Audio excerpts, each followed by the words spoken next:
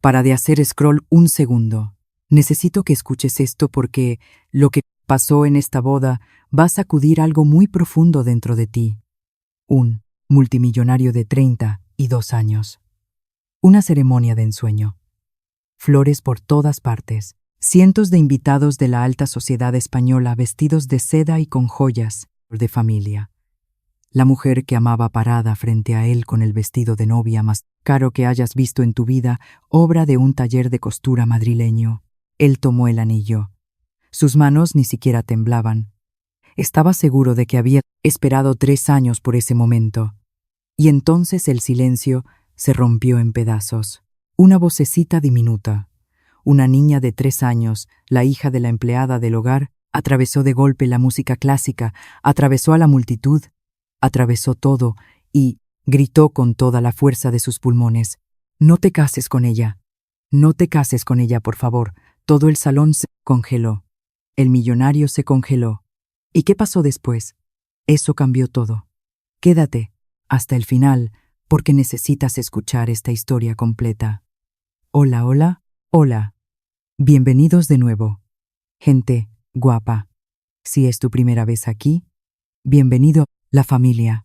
Nosotros contamos historias que no solo te entretienen, sino que se quedan contigo mucho después de que la pantalla se apague.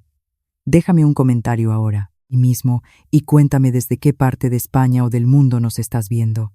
Yo leo en persona cada uno de los comentarios y me encanta saber quién está en esta sala conmigo esta noche. Y si historias como esta te tocan, historias sobre la verdad, el amor, la traición y los pequeños milagros, dale al botón de suscribirse. Solo tócalo. No te vas a arrepentir. Muy bien, comencemos. Ponte cómodo porque esta historia, esta en particular, te va a romper por dentro, pero de la mejor manera posible. Existe un tipo de soledad que solo se vive en la cima. No se nota desde fuera. Desde fuera, Íñigo de la Vega lo tenía todo. Todo lo que un ser humano podría soñar. A los 32 años era el consejero delegado de Ibérica Tech, un imperio tecnológico del IBEX 30 y 5 que valía más de 4.000 millones de euros. Tenía un ático de lujo en el barrio de Salamanca de Madrid, con terrazas que miraban directamente al Parque del Retiro y besaban el cielo de la capital. Tenía coches deportivos en el garaje que costaban más que el piso de la mayoría de la gente. Tenía un nombre que aparecía en los titulares de Expansión y un rostro que adornaba portadas de revistas de estilo de vida.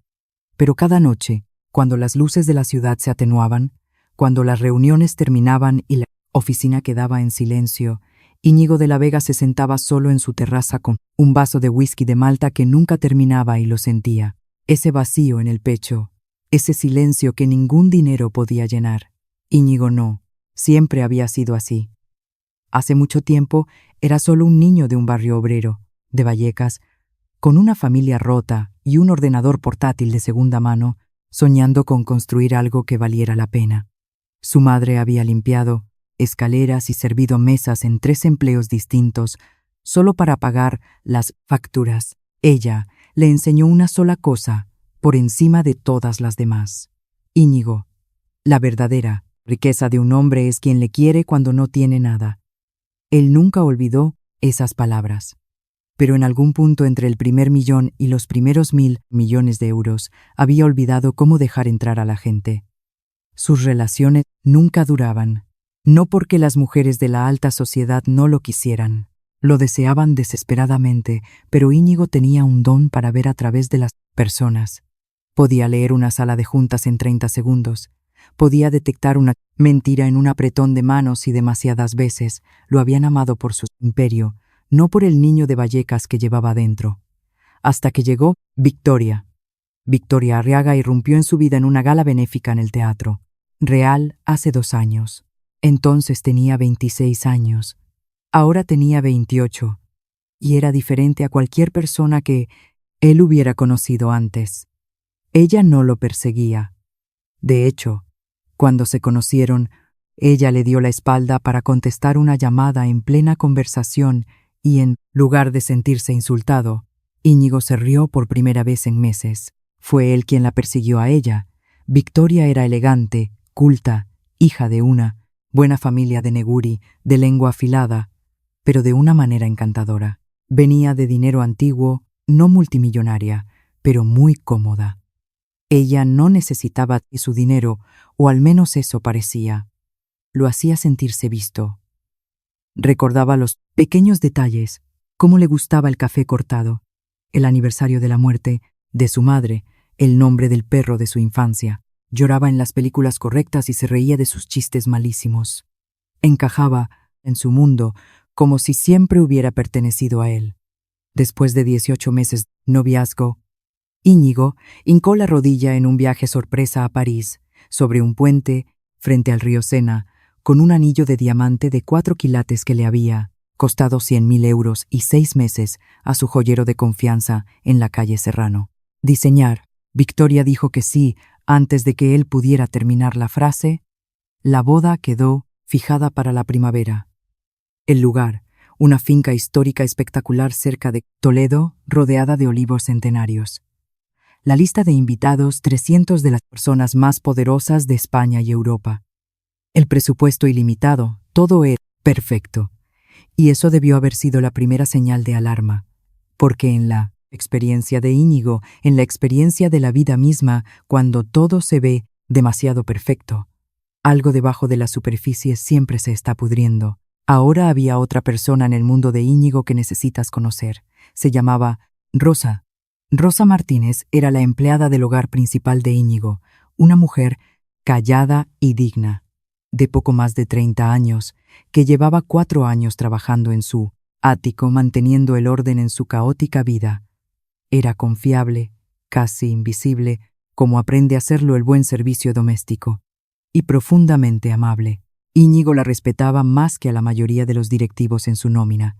Rosa tenía una hija, una niña de 3 años de cabello alborotado y ojos marrones llamada Lola. En los días en que Rosa no conseguía con quién dejar a la niña, algo que pasaba más seguido de lo que Íñigo sabía, ella llevaba a Lola discretamente al ático fuera de horario. La acomodaba en un rincón de la inmensa cocina de diseño con libros para colorear y zumo de manzana, tratando de que nadie la notara. Íñigo la había notado, pero jamás dijo una sola palabra en contra. De hecho, más de una vez había agachado junto a la pequeña Lola y había dejado que ella le mostrara sus dibujos. Siempre dibujaba lo mismo, una casa grande, un sol y 3 figuras de palitos. Él nunca preguntó quiénes eran. Tal vez debió haberlo hecho. ¿Alguna vez ignoraste un pequeño detalle solo para darte cuenta después de que era lo más importante en toda la habitación? Porque Lola veía cosas que los adultos de esa casa se habían entrenado para no ver. Los niños son así. Todavía no han aprendido el arte adulto de mirar hacia otro lado. Y el día de la boda esa niña de 3 años vería algo tan claro, tan puro, tan desesperadamente cierto, que haría lo único que nadie en ese salón dorado había tenido el valor de hacer, diría la verdad. La mañana de la boda llegó como salida de un sueño. La luz de abril bañaba la finca toledana en largas cintas, doradas. Los jardines habían sido transformados durante la noche, rosas blancas trepando por cada arco de piedra, telas de seda color marfil colgando entre encinas centenarias, velas flotando en fuentes de piedra a lo largo de cada camino. Parecía sacado de un cuento de hadas, y quizás ese era justamente el problema. Después de todo, los cuentos de hadas son historias construidas sobre ilusiones. Para las 7 de la mañana, la finca ya bullía de actividad. Los camareros con uniformes impecables se movían como un ejército silencioso por las cocinas improvisadas. Un cuarteto de cuerdas ensayaba cerca del patio central. Marcos, el asistente personal de Íñigo, un hombre de mirada aguda y unos 40 años, iba de habitación en habitación con una tablet en la mano, manejando el caos controlado con precisión militar. En la suite nupcial del ala este, Victoria estaba sentada frente a un espejo de cuerpo entero, rodeada de sus 4 damas de honor, una maquilladora famosa, un peluquero de renombre y 2 botellas de cava de reserva que ya habían sido descorchadas antes de las 9 de la mañana. Se veía impresionante. No había otra palabra para describirla. Su vestido, Era hecho a medida por un diseñador de alta costura español. 8 meses de trabajo, miles de perlas cosidas a mano en el cuerpo. Su cabello estaba recogido en ondas sueltas y románticas. Su piel brillaba, sus ojos resplandecían. Pero si mirabas con mucha atención, más de lo que cualquiera de sus damas de honor, riendo a su alrededor con copas en mano, estaba mirando. Quizás habrías notado algo debajo de ese brillo. Cálculo. Mientras tanto, al otro lado de la finca, en las modestas habitaciones destinadas al personal cerca de la entrada de servicio, Rosa Martínez también se preparaba. No con seda, no con cava. Se abotonaba su uniforme formal de servicio, negro impecable con un pequeño delantal blanco, con manos silenciosas, entrenadas, con movimientos cuidadosos y controlados. Los movimientos de una mujer que sostenía algo frágil dentro del pecho. La pequeña Lola estaba sentada en la cama estrecha detrás de ella, ya vestida con un pequeño vestido blanco que Rosa había planchado 3 veces la noche anterior. Sus rizos oscuros estaban recogidos en 2 moñitos. Apretujaba contra su pecho un conejo de peluche gastado llamado Curro. «Mamá», dijo Lola con esa seriedad con la que a veces hablan los niños de 3 años, como pequeñas almas viejas. «Vamos a ver al señor Íñigo hoy». Rosa se detuvo, solo por un instante. «Sí, mi amor», dijo suavemente. «Vamos a ver al señor Íñigo hoy». Lola asintió despacio, procesando esto con enorme seriedad. Y entonces dijo algo que Rosa repetiría en su mente durante años. «La señora guapa lo va a poner triste». Las manos de Rosa se quedaron quietas sobre los botones. Se giró para mirar a su hija. «¿Qué quieres decir, mi vida?» Pero Lola ya había pasado a otra cosa, ofreciéndole a Curro un sorbo de una taza de té imaginaria. La pregunta quedó flotando en el aire como humo. ¿Qué harías tú si un niño te hiciera una pregunta así? Una que revela exactamente el miedo que tú mismo habías enterrado más profundo. Rosa había enterrado el suyo muy hondo. La verdad era esta, y es una verdad que Rosa nunca había dicho en voz alta a ningún alma viviente. Ella había visto algo 3 semanas atrás, algo que no debía ver, algo que desde entonces vivía en su estómago como una piedra, presionando, dificultándole respirar. Se había dicho a sí misma que no era su lugar. Se había dicho que ella era solo la empleada del hogar. Se había dicho que Íñigo de la Vega era un hombre adulto, un hombre brillante de los negocios, y que no era su asunto, ni su derecho, ni su papel meterse en su vida privada. Casi se había convencido. De vuelta en la casa principal, Íñigo estaba de pie en un vestidor iluminado por el sol Castilla. Su padrino, Daniel, lo ayudaba con los gemelos de la camisa. Íñigo se veía exactamente como debería verse un novio millonario español, chaqué hecho a medida en una sastrería clásica de Madrid, pañuelo blanco en el bolsillo, cabello oscuro perfectamente peinado, compuesto, seguro de sí mismo. Pero sus ojos seguían desviándose hacia la ventana y el paisaje árido. «¿Estás bien, tío?», preguntó Daniel observándolo. «Perfecto», dijo Íñigo. Daniel, que conocía a Íñigo desde la universidad pública, antes de que se hiciera rico, que lo había visto en cada versión de sí mismo, estudió el rostro de su amigo por un largo momento. «¿Seguro? ¿Por qué tienes esa cara?» «¿Qué cara?» «La cara que pones en una reunión cuando los números del trimestre no cuadran, pero todavía no sabes dónde está el error». Íñigo se rió. Un sonido corto poco convincente. «Son solo nervios». Daniel asintió despacio, dejándolo pasar. Le entregó la flor para la solapa, pero no, eran nervios. Algo había estado mal durante semanas. Cositas pequeñas. El teléfono de Victoria siempre boca abajo, guardado demasiado rápido, cuando él entraba. Un viaje de fin de semana a casa de una supuesta prima en el norte que, de forma extraña, no había producido ni una sola foto en Instagram, ni una sola historia, ni un solo detalle coherente. Una risa que llegaba medio segundo tarde, como si fuera decidida en lugar de sentida. Íñigo de la Vega había construido un imperio de 4.000 millones de euros, confiando en su instinto por encima de todo lo demás, y su instinto le había estado susurrando durante 23 días. Él había elegido no escuchar. Hoy una niña de 3 años lo haría por él. En la zona de servicio de la finca, Rosa se movía con eficiencia entre sus tareas de coordinación de última hora. Lola, segura en un rincón vigilado, con y sus libros de colorear. La ceremonia comenzaría en 2 horas. Todo estaba en marcha. Todo parecía inevitable. O eso creían todos, porque ninguno de ellos, ni Daniel, ni Marcos, ni los 300 invitados de la élite que ya empezaban a llegar en coches de lujo con chofer, ni siquiera el propio Íñigo, sabía lo que la hija de Rosa había presenciado 11 días atrás, jugando tranquilamente en el pasillo de la planta superior del ático de Madrid, lo suficientemente pequeña como para ser invisible, lo suficientemente joven como para no entender del todo lo que veía, pero lo suficientemente grande como para recordarlo y para sentir en su corazón puro y sin complicaciones que algo estaba muy mal. Los niños no mienten. Eso es lo que tienen los niños. Todavía no saben cómo hacerlo.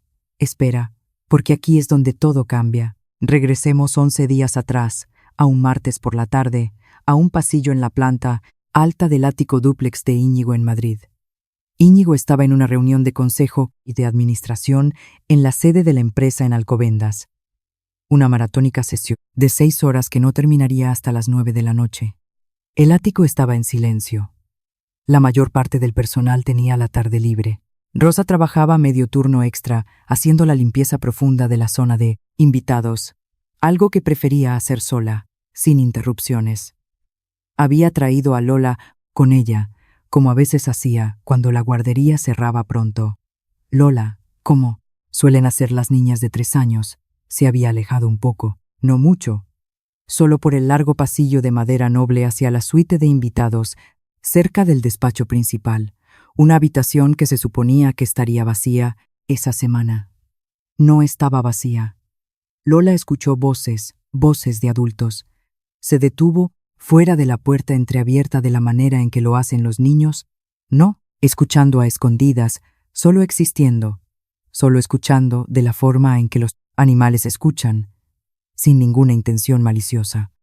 Escuchó la voz de un hombre que no reconoció, riéndose suavemente con un tono pijito. Escuchó la voz de Victoria, conocía a Victoria. Victoria a veces le traía una piruleta y la llamaba monada con un tono que indicaba que en realidad no la estaba mirando de verdad. Pero en ese momento, Victoria no sonaba como ella misma, sonaba distinta, más ligera, casi como otra persona, hablando rápido. El hombre dijo algo que Lola no entendió. Números, cifras largas en euros, y luego la palabra cuenta en Suiza, y después la palabra transferencia. Y Victoria se rió. Y no era la risa tintineante que Lola le había escuchado usar alrededor de señor Íñigo. Esta risa era real, un poco ronca. Era la risa de alguien que se sentía cómoda, a salvo, en casa.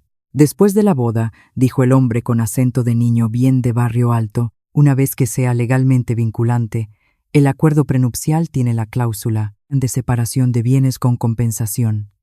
Si él presenta los papeles del divorcio antes de 2 años, se activa la penalización. Vas a tener acceso a la cuenta conjunta inicial. Lo sé, dijo Victoria. Lo he leído 16 veces con mi abogado. Cariño. Lola no entendía nada de lo que significaba legalmente, pero sintió. De esa forma en que los niños sienten las cosas en el cuerpo antes de entenderlas con la mente. Sintió que el señor Íñigo estaría triste. Caminó de regreso por el pasillo hacia su madre, se subió a su rincón en la cocina, tomó sus ceras de colores y dibujó su dibujo de siempre. La casa grande, el sol, las 3 figuras de palitos. Excepto que esta vez dibujó una de las figuras con un gran garabato rojo y furioso encima. Rosa había visto el dibujo más tarde mientras recogía. Le había preguntado con suavidad qué significaba el tachón rojo. Lola había respondido con devastadora simpleza señalando el garabato. Esa no va ahí.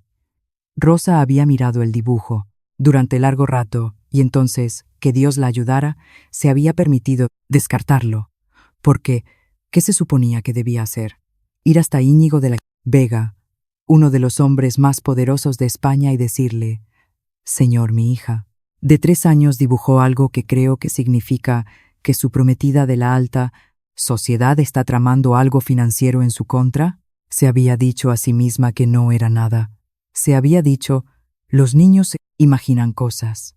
Casi había logrado llegar hasta la boda sin decir una sola palabra. ¿Qué hubieras hecho tú si hubieras visto algo o creído verlo siendo él? ¿Servicio doméstico? ¿Habrías dicho algo? ¿O el miedo a equivocarte, a perder tu trabajo, a sobrepasar tus límites sociales, te habría silenciado también a ti? Piensa en eso un segundo, porque el silencio de Rosa a punto estuvo de costarle todo a Íñigo. Ahora era el día de la boda. El hombre en la suite de invitados de aquel día, cuyo nombre era Cristian Borja, un exnovio de la Universidad Privada de Victoria, un tipo que trabajaba en banca de inversión y que siempre vestía de marca, estaba sentado en algún lugar de las últimas filas entre los 300 invitados. Un rostro amigable, un amigo de la infancia que Victoria había mencionado casualmente una vez. Al ponerlo en la lista de invitados, Íñigo nunca lo había pensado 2 veces. Y, en el ala este de la finca, Victoria estaba sentada frente a su espejo mientras su maquilladora esparcía polvos iluminadores sobre sus pómulos y se sonrió a sí misma en el reflejo. Era la sonrisa de una mujer cerrando el negocio de su vida. Afuera, la ceremonia comenzaría en 20 minutos. Adentro de Íñigo, algo tiraba de él, un saber profundo, animal, que él seguía empujando hacia abajo con la lógica. Se enderezó el chaqué. Pensó en las palabras de su madre limpiadora.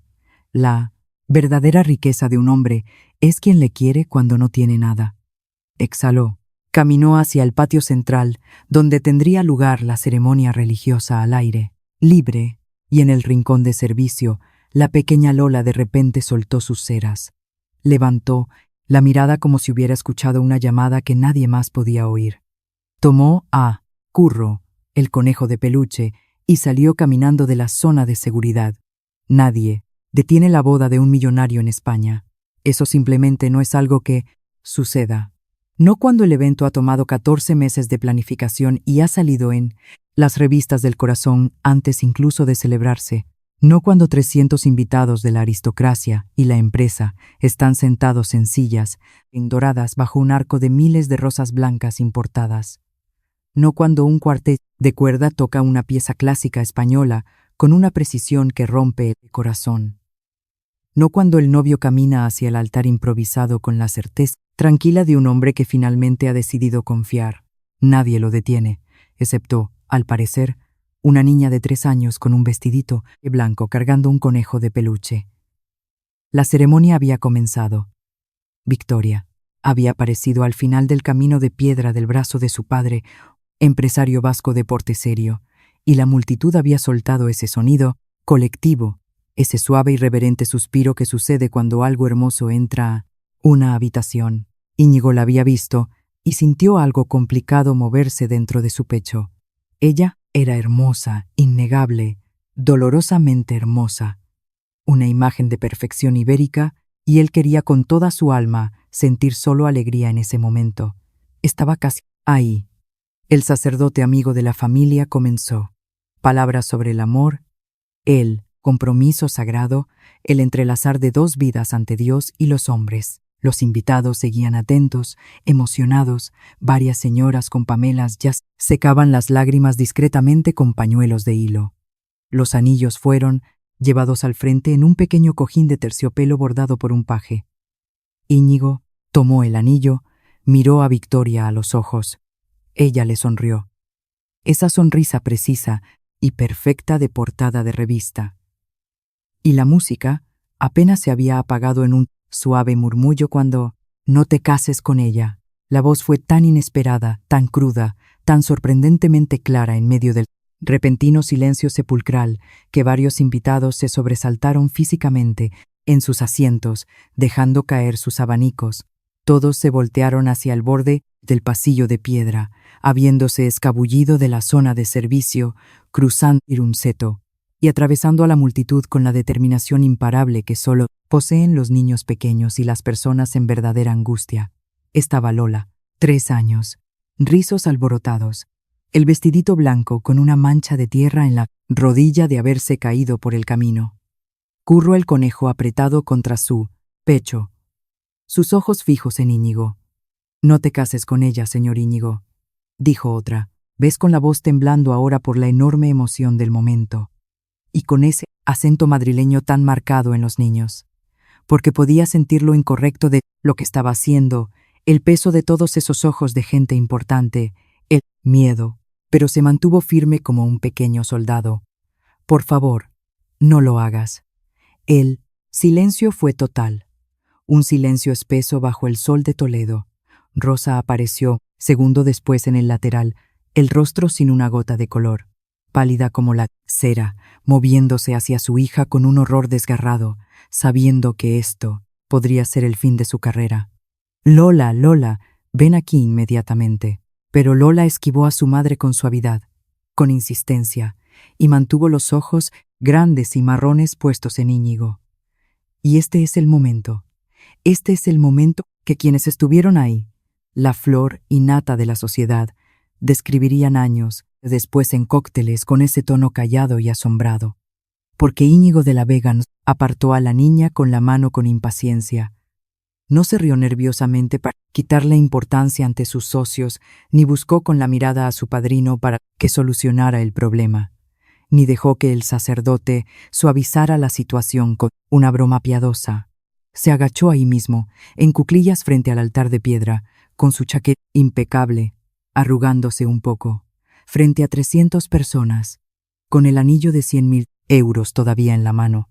Se puso a la altura de Lola y la miró a los ojos con total seriedad. «¿Por qué?», preguntó en voz baja. Así de simple, directo y completamente en serio, como si estuviera en una negociación crucial. El labio inferior de Lola tembló. ¿Puedes imaginarte estar en esa finca? ¿Puedes imaginar ese silencio?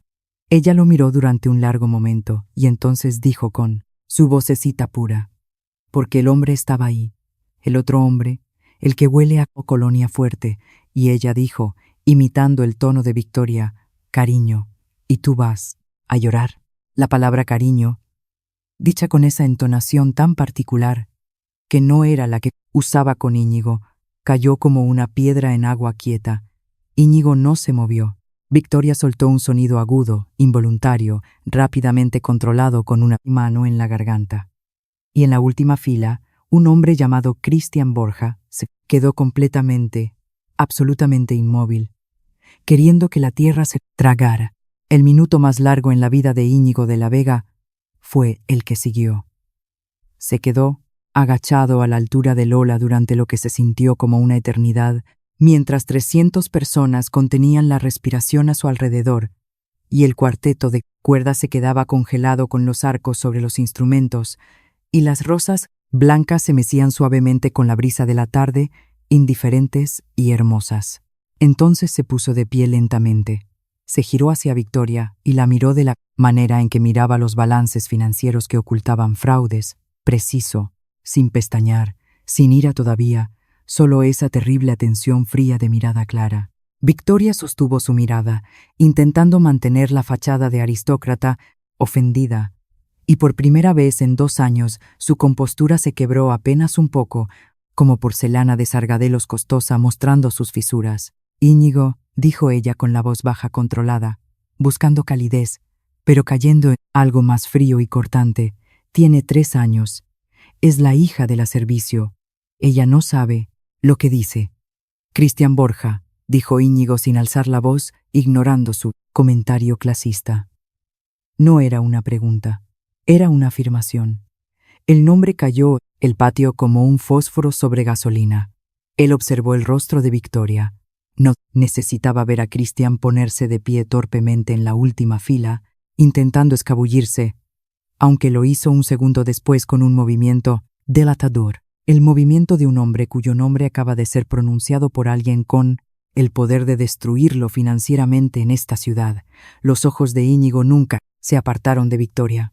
Algo cruzó su rostro perfecto, algo que por un instante sin guardia no era amor ni dolor, ni siquiera culpa, sino la frustración particular de alguien que ve un plan de negocio cuidadosamente construido desmoronarse en el último segundo. Eso fue todo lo que necesitó. Él había construido su fortuna confiando en lo que veía en un solo momento sin guardia. Marcos, su asistente, apareció a su lado como una sombra. Eficiente, leal Marcos que llevaba 7 años con él. Íñigo habló, 4 palabras muy en voz baja. Consígueme a García San Pedro al teléfono. García San Pedro era su abogado principal en Madrid, el tiburón que había diseñado el acuerdo prenupcial. El que Íñigo ahora entendía con una claridad fría y cristalina, necesitaba llamar con bastante urgencia para revisar cierta cláusula de compensación. Lo que siguió no fue dramático en el sentido de una telenovela. No hubo gritos, ni bofetadas, ni anillos lanzados. Lo que hubo fue un silencio gélido y luego una dispersión suave y devastadora de la alta sociedad. Íñigo se volvió hacia los 300 invitados. Su voz era firme, la voz de un hombre acostumbrado a dar discursos en juntas de accionistas. Me temo que hoy no habrá ceremonia, dijo. Por favor, disfruten del cóctel y la cena que ya están preparados. Va por mi cuenta. Gracias por haber venido hasta aquí. Eso fue todo. Se bajó del altar improvisado. Se detuvo junto a Rosa, que estaba de pie, paralizada, en una agonía de vergüenza y miedo por su empleo. La miró un momento a los ojos. Tú lo sabías, o sospechabas algo, dijo, suavemente. No era una acusación, solo un saber. Los ojos de Rosa se llenaron de lágrimas, incapaz de mentirle a este hombre ahora. No estaba segura, señor. Tenía miedo. Era mi palabra contra la suya. Debí. Él puso una mano, brevemente sobre su hombro cubierto por el uniforme negro. Está bien, Rosa, está bien. Luego bajó la mirada hacia Lola, que lo observaba con los ojos enormes, preocupados, con curro apretado contra su nariz. Se volvió a agachar. Gracias, Lola, dijo. Lola lo estudió con solemnidad. Estás triste, señor Íñigo. Él lo pensó honestamente porque eso era lo que ella merecía, la verdad. Un poco, dijo, pero menos triste de lo que habría estado si no me lo hubieras dicho. Eso pareció satisfacerla. Ella le ofreció a Curro el conejo para que lo abrazara. Él de verdad se rió, una risa real, corta y cruda, que se le escapó por sorpresa en medio y desastre de su no boda. Aceptó al conejo de peluche, lo sostuvo un momento, solemnidad, y se lo devolvió con cuidado. Alguna vez alguien te ha salvado y resultó ser la persona que menos esperabas. Alguien a quien la sociedad te dice que no debes mirar. En las horas que siguieron, el abogado García San Pedro confirmó lo que Íñigo ya sabía en las entrañas. El acuerdo prenupcial contenía una cláusula compleja sobre la separación de bienes y compensaciones en caso de ruptura temprana, iniciada por él, que Cristian Borja, especialista en derecho financiero, evidentemente había asesorado a Victoria para explotar. El plan había sido elegante. El matrimonio, aguantar un par de años, provocar la ruptura, y luego una presentación de documentos cuidadosamente calculada que habría activado el acceso a una compensación millonaria. Victoria fue escoltada fuera de la finca discretamente por seguridad antes del anochecer, sin hacer una escena, como se hacen estas cosas en su círculo.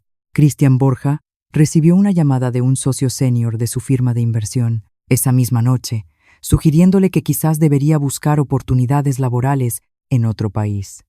Y en la calma de la finca toledana, mientras el sol se ponía sobre los campos de olivos y las rosas blancas comenzaban a cerrarse para la noche, Íñigo se sentó en un muro de piedra en el jardín, solo, sin chaqué, con corbata de seda floja, y finalmente terminó ese vaso de whisky, mirando el horizonte manchego. Pasaron 3 meses.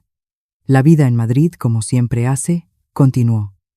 Ibericatec lanzó el trimestre más exitoso de productos en la historia de la compañía.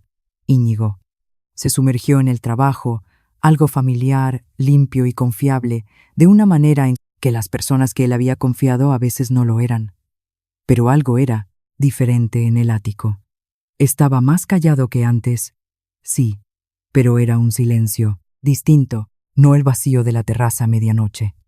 Más bien, el silencio de un hombre que había sido abierto en dos y ahora elegía con cuidado y a propósito qué dejar entrar de nuevo. Le había dado a Rosa un aumento de sueldo muy significativo y un contrato indefinido blindado en las semanas después de la boda. También había abierto un fondo de ahorro para la futura universidad de Lola, discretamente a través de Marcos, sin ningún alboroto. Rosa había ido a verlo al despacho del ático, con los ojos brillantes y la voz insegura para agradecerle, sintiéndose fuera de lugar. «No me debe nada, señor Íñigo», le había dicho ella con dignidad. «Dijiste la verdad, tú y tu hija, cuando os costaba decirlo, cuando arriesgabas tu medio de vida. Eso merece más de lo que la mayoría de la gente en mi mundo jamás da». Rosa había asentido, tragando saliva, y entonces, porque era Rosa y era valiente, de esa manera pequeña y constante que más importa, dijo: «Hay algo que debería mostrarle. Lo he estado guardando por un tiempo, no sabía si tirarlo». Le había llevado el dibujo. El dibujo de Lola en una hoja de papel arrugada, la casa grande, el sol, las 3 figuras de palitos, una con el garabato rojo, furioso encima. Íñigo lo miró durante un largo rato en silencio. Lo dibujó el día que los escuchó en el pasillo, dijo Rosa en voz baja, de pie frente a su escritorio de diseño. No lo entendí en ese momento. Seguí diciéndome que no era nada, que eran cosas de niños. Íñigo trazó las 3 figuras intactas con un dedo. «¿Quiénes son los otros 2?», preguntó sin levantar la vista. Rosa dudó, retorciéndose las manos. Lo dibujó muchas veces antes de eso. Siempre lo mismo. Le pregunté una vez antes de todo este lío: «¿Quiénes eran las personas?». Rosa se detuvo, buscando el valor. Ella dijo que eras tú y ella y yo. La habitación se quedó muy quieta. Solo se oía el rumor lejano del tráfico de la Castellana. «Ella hablaba de usted, señor», continuó Rosa con la voz cuidadosa y baja, «después de las veces que usted se agachaba a mirar sus dibujos en la cocina. Me contaba sobre el señor amable que la escuchaba de verdad, no como los otros invitados. Decía que tenía los ojos tristes como su abuelo». Íñigo no dijo nada. Por un momento cerró los ojos. La verdadera riqueza de un hombre es quien le quiere cuando no tiene nada. La voz de su madre, con su acento de barrio, clara como una campana a través de 30 años y una cuenta bancaria de 10 ceros. Levantó la mirada hacia Rosa y por primera vez la miró de verdad, no como a la eficiente empleada del hogar, sino como a una mujer. De la manera en que había estado demasiado ocupado, demasiado a la defensiva y demasiado rodeado de las cosas equivocadas y la gente equivocada para mirar antes. Rosa Martínez, que había trabajado en su casa manteniendo su vida a flote durante 4 años con silenciosa dignidad, que había criado a una hija sola con principios férreos. No conocía su historia, nunca se le había ocurrido preguntar más allá de lo necesario para el contrato, pero ahora se lo preguntaba por dentro con algo urgente y nuevo despertando en su pecho. ¿Quién había cargado un conocimiento terrible durante 3 semanas porque tenía miedo de perder el sustento de su hija, pero cuya hija, criada por ella, formada por ella, llena de sus valores de honestidad brutal, había caminado sola por ese pasillo de piedra y dicho la verdad de todos modos frente a cientos de desconocidos poderosos? ¿Qué clase de mujer cría a una niña así? Le pidió a Rosa que cenara con él esa noche. No en un restaurante con estrella Michelin, en la cocina del ático donde ella solía comer el personal. Nada formal. Un poco de buen jamón ibérico, queso manchego, pan de verdad y una botella de vino tinto que él mismo abrió. Quería conocer su historia. Ella, sorprendida y recelosa al principio, dijo que sí. Esa cena duró 4 horas. Supo que el padre de Lola se había ido antes de que ella naciera, un novio de juventud que no estuvo a la altura. Que Rosa había estudiado por las noches para sacarse el título de técnico en gestión de alojamientos turísticos mientras estaba embarazada, trabajando doble turno, limpiando oficinas. Que le leía a Lola todas las noches cuentos clásicos. Que su sueño, dejado de lado por razones prácticas para sobrevivir en Madrid, había sido tener su propia pequeña casa rural en el norte, que se reía con toda la cara, una risa contagiosa y sonora, sin reservas, cuando se sentía lo suficientemente cómoda para reír así después de la segunda copa de vino. Fue, pensó Íñigo, la conversación más real que había tenido en años, agendas ocultas, sin impresionar a nadie. Le habló de Vallecas, de su madre, fregando suelos, de la soledad en la cima que nunca le había confesado a nadie, en su círculo, del whisky que nunca terminaba de calmarle. Ella escuchó de la manera en que escuchaba Lola, por completo, sin cálculo alguno, asintiendo y entendiendo la lucha detrás del éxito. 3 meses después de esa cena, en una cálida noche de verano madrileño, Íñigo le preguntó a Rosa, con un nerviosismo que no sentía en fusiones empresariales, si podía llevarlas, a ella y a Lola, a pasar el día a la Sierra de Madrid el sábado. Solo eso, solo una tarde de campo, bocadillos de tortilla, sol, aire fresco, una niñita con botas de montaña descubriendo que las vacas en realidad son muy grandes pero no dan tanto miedo. Fue la mejor tarde de su año, lejos del asfalto y los consejos de administración. No se lo propuso durante mucho tiempo. No tenía prisa. Algo había cambiado en él, algo que la casi boda había liberado, roto, y algo que la sinceridad de una niña de 3 años y el valor tranquilo y la integridad de su madre habían comenzado lenta y cuidadosamente a reconstruir, ladrillo a ladrillo. Quería hacerlo bien esta vez. Quería primero merecerlo de verdad, no comprarlo. Y 1 año después, en una tarde de primavera, no en la finca de Toledo, sino en el jardín de una pequeña casa rural en la Sierra de Gredos que habían alquilado para el fin de semana, se arrodilló. No en París, no frente a 300 personas de jet set, no con un anillo de 100.000 euros diseñado para impresionar a la galería, con un anillo sencillo de oro y una pequeña esmeralda que había pertenecido a su madre.